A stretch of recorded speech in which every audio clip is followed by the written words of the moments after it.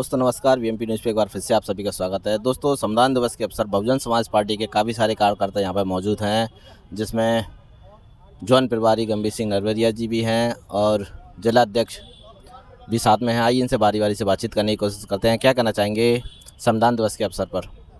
स्वागत है सर। संविधान दिवस के अवसर पर क्या कहना चाहेंगे? संविधान दिवस के मौके पर सभी नगरवासियों को, सभी जिला के सभी साथियों को बहुत बहुत बधाई, शुभकामनाएं। आज का ऐतिहासिक दिन है। संविधान हमारे लिए, बहुजन समाज के लोगों के लिए केवल एक किताब नहीं, हमारे जीने का आधार है। जो भी इस भारतवर्ष में हम लोगों को अधिकार मिले, जो भी हमें थोड़ी बहुत पावर मिली है, वो सब संविधान की देन है। बाबा साहब अम्बेडकर ने जो हमें संविधान दिया है, वही हमारे जीने का आधार है। मैं आज के मौके पर ये ज़रूर कहना चाहूँगा कि सामाजिक परिवर्तन की बात, सामाजिक क्रांति की बात, सामाजिक अधिकारों की बात सभी करते हैं, लेकिन ये प्राप्त कैसे होगा, इस बात की चर्चा कम होती है। हमारे जो बहुजन समाज के लोग हैं, उन्हें संविधान के कारण नौकरियां मिली, सम्मान मिला, इज्जत मिली, लेकिन उस सामाजिक न्याय को प्राप्त करने के लिए वो उन्हीं के साथ ज़्यादा उठना बैठना पसंद करते हैं जो सामाजिक न्याय के विरोधी है। आज उन्होंने तमाम तरह के संगठन बना रखे हैं। उन संगठनों के तहत वो कहीं ना कहीं बहुजन समाज पार्टी को नुकसान पहुँचाने का काम करते हैं। मेरा ये मानना है, जौन प्रभारी होने के नाते, यदि हम वाकई सामाजिक परिवर्तन चाहते हैं और वाकई हम बाबा साहब अम्बेडकर को, काशीराम साहब को, माननीय बहन जी को मानने वाले लोग हैं, तो हमारे पास एकमात्र रास्ता है कि संविधान में दिए हुए अधिकारों के हिसाब से हम अपने जो वोटिंग प्रक्रिया है, जो पोलिंग की जो प्रक्रिया है, चुनाव की जो प्रक्रिया है, उसमें 100% भाग लें। और एकमात्र पार्टी है बहुजन समाज पार्टी जो सामाजिक न्याय दिलाने का काम इस देश में कर सकती है। बाकी सब भ्रम है। यदि क्या यही कारण है हम आज हमारी सत्ता में सरकार नहीं है, हमारे सारे दल होने के कारण? हम जानते हैं कि हम सभी लोग ये जानते हैं कि इस देश में बहुजन समाज की 80-85% संख्या है।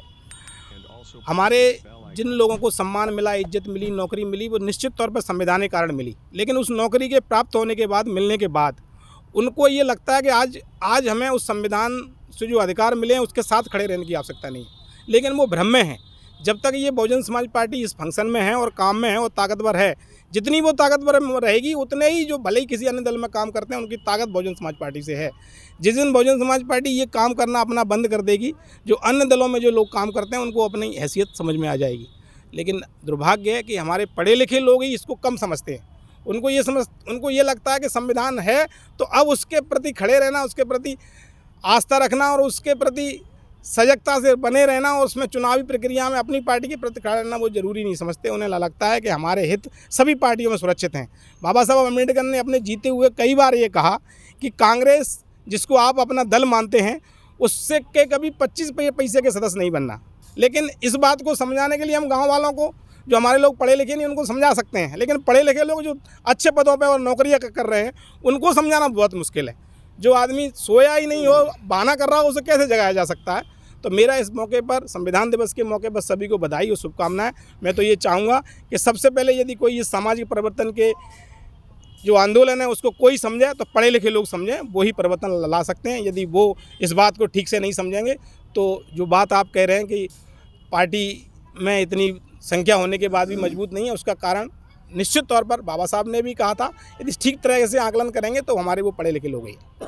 सर, आपसे जानना चाहेंगे, जिस तरीके से भारत का संविधान नहीं, भारत की आत्मा है, इस आत्मा को आज झिझकोड़ा जा रहा है, इस पे आप क्या कहना चाहेंगे? मैं आपके चैनल के माध्यम से कहना चाहूँगा कि जो मनुवादी ताकतें हैं, आज से नहीं, वर्षों से प्रयास करती आ रही हैं।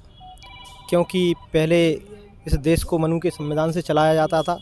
जब बाबा साहब ने संविधान बनाकर तैयार किया और जब ये देश संविधान से चलने लगा, तो जो मनु की ताकतें थीं, उन लोगों को बड़ा कष्ट हुआ कि एक बराबर और समानता पर लोग आ गए। जो लोग उनके पैरों की धूल हुआ करते थे, तो स्वाभाविक है उनको कष्ट तो होगा। लेकिन ये देश संविधान से चलता है और बाबा साहब के संविधान से चलेगा। और जब भी किसी ने संविधान की तरफ उंगली उठाने की कोशिश करेगा, तो आज बहुजन समाज इतना ताकतवर है, इतना संख्या में है कि अगर किसी ने उंगली उठाने की कोशिश की, तो उसको वहीं उसका जवाब दिया जाएगा। जिस तरीके से आपने कहा उंगली उठाने की कोशिश को जवाब दिया जाएगा, आज ही के दिन 26/11 हमला हुआ था भारत के संविधान के साथ, और भारत पर बहुत बड़ा हमला हुआ था 26/11 का मुंबई में। उसके ऊपर आप कुछ कहना चाहेंगे सर? सर्वप्रथम तो मैं आज संविधान दिवस के अवसर पर सभी देशवासियों को शुभकामनाएं देता हूं और बाबा साहब के चरणों में नमन करता हूं।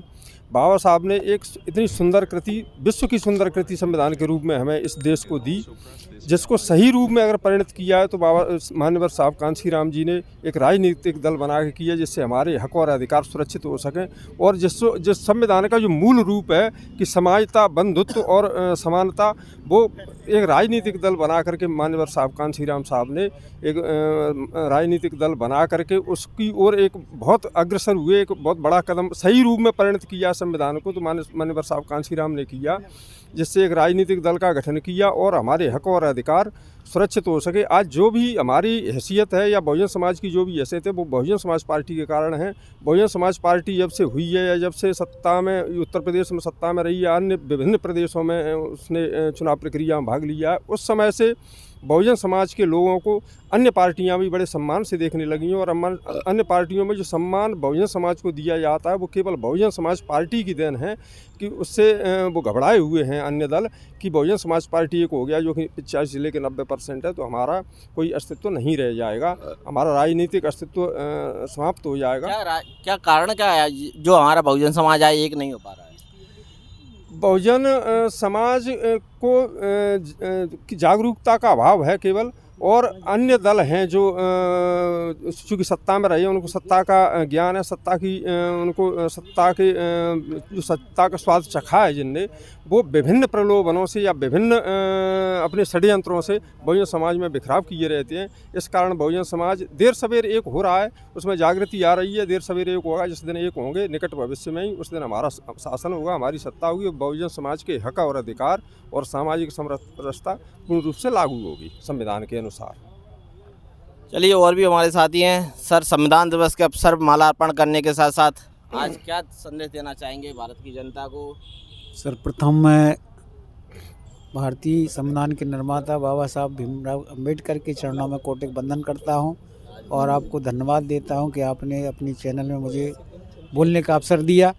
तो भारतीय संविधान यदि हमारे देश में लागू नहीं होता तो हमारे देश की हालत में कभी सुधार नहीं होता। विशेष तौर से नारी को तो कभी जीने का अधिकार ही नहीं मिल पाता। जो शोषित वंचित आज भी मतलब उस स्थिति में रहते, जो कभी जैसे हम लोगों को जो पढ़ने लिखने का जो अधिकार दिया तो बाबा साहब की देन है कि इस स्थिति में हम लोग सूटेड बूटेड खड़े हुए हैं। तो हमारे देश में केवल ऐसी शख्सियत जो बाबा साहब थे उनका संसार में कहीं मुकाबला नहीं। आज विश्व में कई देशों में लगभग 20 यूनिवर्सिटियों में बाबा साहब की मूर्ति लगाई जा रही हैं। तो ऐसा संविधान भारतीय संविधान के समान किसी विश्व का संविधान कोई है नहीं। दोस्तों, ये बहुजन समाज के वो साथी हैं जो कहीं ना कहीं बाबा साहब के संविधान को आज बरकरार रखे हैं। ये वो साथी हैं जो बाबा साहब के संविधान के लिए अपनी प्राणों की आहुति तक दे सकते हैं, लेकिन संविधान को आँच नहीं आने देंगे, ये संकल्प लेते हैं और बाबा साहब को